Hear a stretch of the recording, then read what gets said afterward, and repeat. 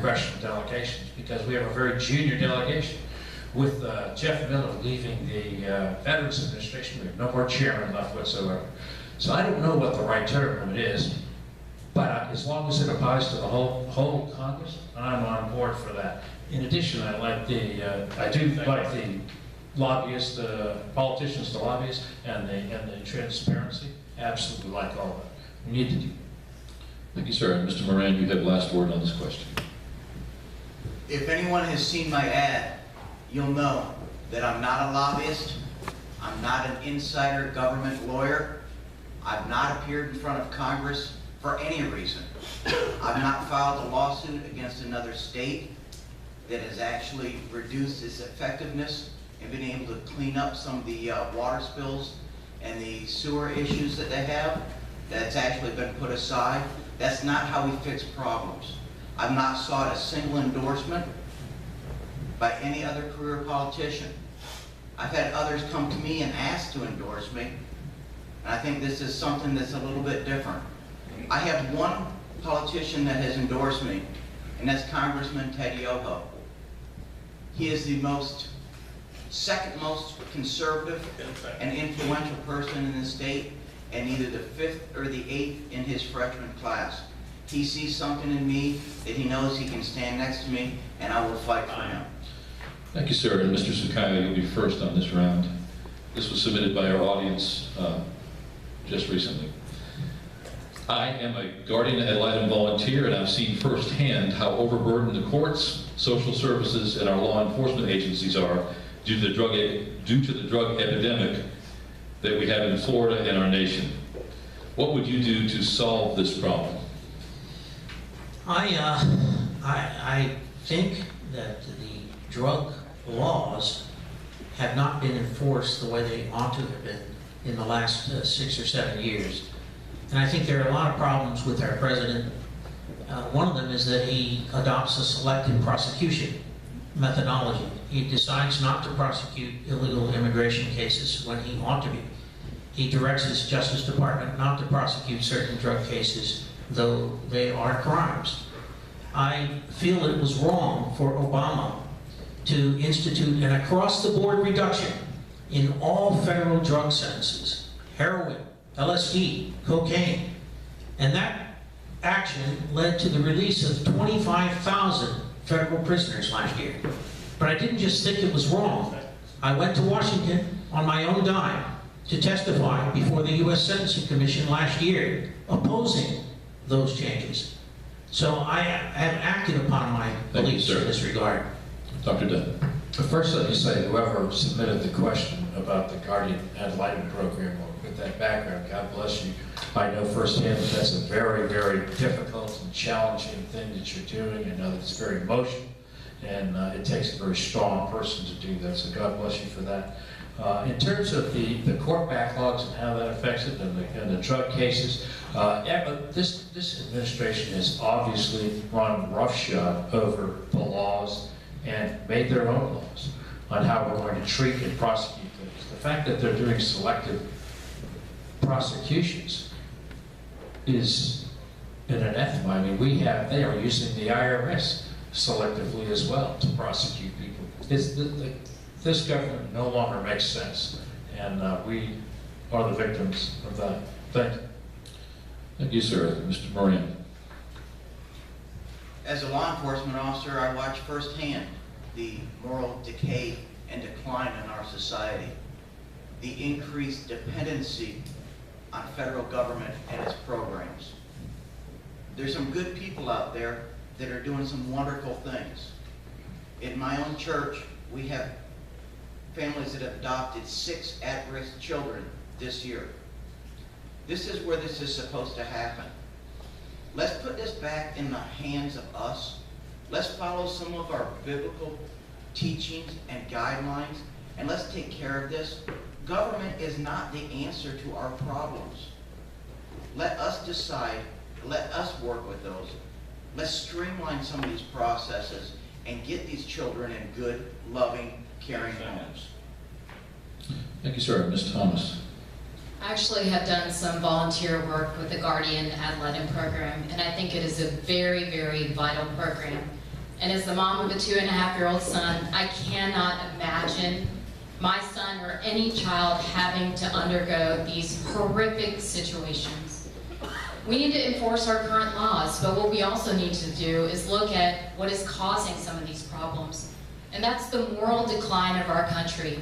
We're getting away from families, we're getting away from churches, and our own federal government is encouraging this. Our federal government pays more people to, if they have children and they're not married, they get more money. So our federal government is contributing to the moral decline of our country, and that needs to end. We need to protect our families and our churches. And we actually have been going to different churches every Sunday to spread the word all throughout the district. The Christians need to stand up for our conservative and our Christian ideals. Thank you, ma'am. Mr. Sakaya. I beg your pardon, you started that round. Caught me. Dr. Dunn, you'll be first on this round. Which agency would you work toward eliminating first from the federal government? Education. Did I get it right? That's the easiest, it's the clearest, it has no constitutional basis for existence. And you could solve a lot of problems by getting the education money out of the federal government's hands, getting the employees off the payroll. This is a terrific first place to start. Thank you, sir. Mr. Moran. I'll have to ask, are we tired of being lied to? For how many years have we had politicians stand in front of us and promise that they would get rid of a regulatory agency or a department in Washington? It has not happened in our lifetime. I don't see it happening now. Doesn't mean we wish it would, but let's be realistic about what we're going to do. Let's do something different. Let's start under-promising and over-delivering. I'm not going to tell you that I'm going to do something when I go to Washington that I know I can't. Doesn't mean I don't want to, but I'm not going to make promises I can't keep. If it takes lying to you to get elected, then I'll stay here in Columbia County. I'll be at home because I'm not going to do it. Doesn't mean that we don't have agencies that need to be eliminated, but I'm not going to tell you something that I cannot deliver. Thank you, sir. Ms. Thomas. One of the major problems that we have in Washington is that people don't have lofty goals and ideals, and that's why we haven't been getting anything accomplished in Washington. We need to fight for a wholesale conservative reform. Ronald Reagan himself ran on repealing the Department of Education.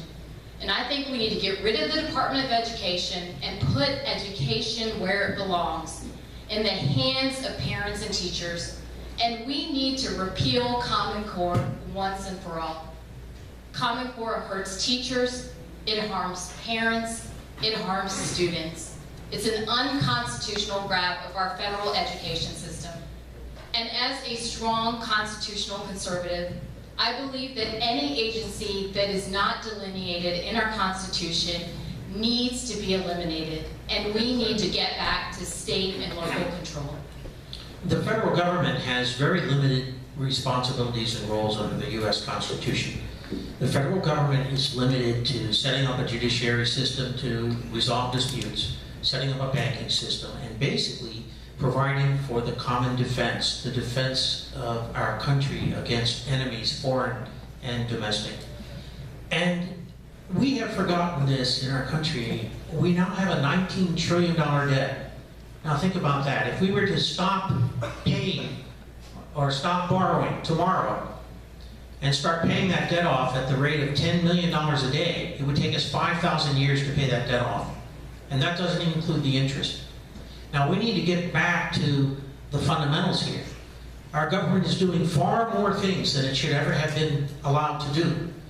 And I do think in honoring the question that was asked, what agency would you seek to remove, I would think that is a perfect target. That is the Department of Education. Thank you, sir. And Dr. Dunn, you have final word. I started. You did.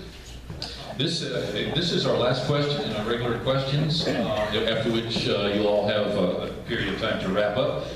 And Mr. Moran, you start on this one. This is our 20th question. What is the role and job description a Florida Congressional District 2 representative. First, I'd like to say that I take exception that I don't have lofty goals. But I'll tell you this, how many years ago was Ronald Reagan president, and his goal was to get rid of the Department of Education? He didn't do it. I'm not going to tell you I can do something that I'm not. What is our role? Our role is to represent the people that are sitting in front of me. So what will I do? I will reflect your voices, your concerns in Washington. That is what we're there for. We are to be your voice. We are to represent your wants and your needs, not anything that affects us. I'm not going up there to be reelected. I'm not going up there to amass power. I'm going to go up to Washington to reflect your needs and let your voice be heard. Ms. Thomas. I believe that the role of a representative is to represent the people of our district, not the lobbyists and special interest groups.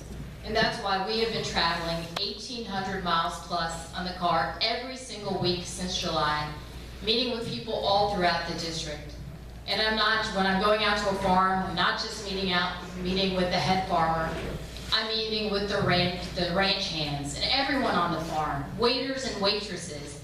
Everyone is important. Every person is a voter, and they need to be represented. And that's not been happening in Washington. The lobbyists and special interest groups have control over our country, and we need to kick them out. And that's why we need things such as term limits. We need to get strong constitutional conservatives who will defend our Constitution and who will defend Christianity and stand up for the people. Thank you, ma'am. Mr. Sakai. I feel that whatever I have accomplished in life has resulted not from my own works or my own even abilities, but it's a matter of God's grace. He's put me in these positions, and I believe I have to be a servant leader in whatever position I'm in.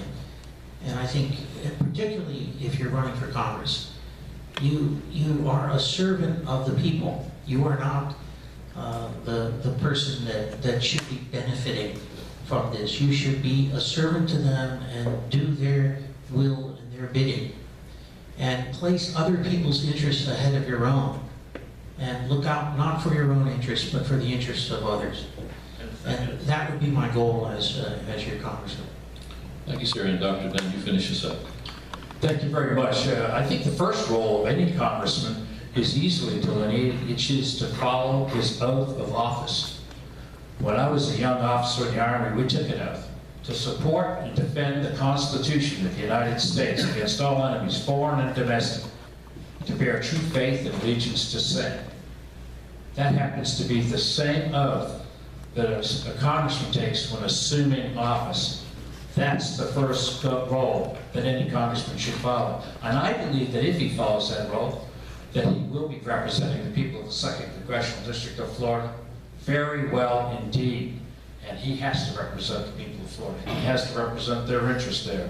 And that is another one of his roles. Do those two things, you got a good congressman. Thank you very much. Thank you, sir. All of these candidates are going to have 1 minute to wrap up and sort of sum up their thoughts about this evening.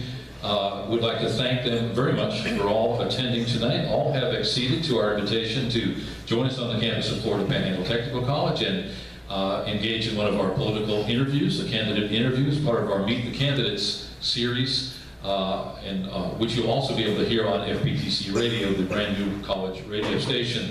So we thank them all for that. We thank you for your attendance. I know once we get done, everybody starts to scurry around. These folks are going to stay here for a few minutes after they wrap up. So if you have any questions you'd like to ask of any of them specifically, certainly there's collateral on the table. We'd like to thank the Republican Executive Committee for making this possible. Most importantly, Gloria and Don Potts, owner of the Historic Vance Theater. I think you'll agree it's a beautiful venue. They actually have 2 more venues in the same block. lots of opportunities if you have a political get-together that you're trying to schedule, or maybe a wedding or a bridal shower or something like that, or a full-blown wedding. So I want to give them a shameless plug, because frankly, they're really stepping up to the plate and allowing us to use this facility. So we appreciate them. Also, something that we've been asking each of these successive forums: do you feel that these are a worthwhile expenditure of your and our time? And if we were to go forward with more of these in the future, do you feel that they would be worthwhile? Yes.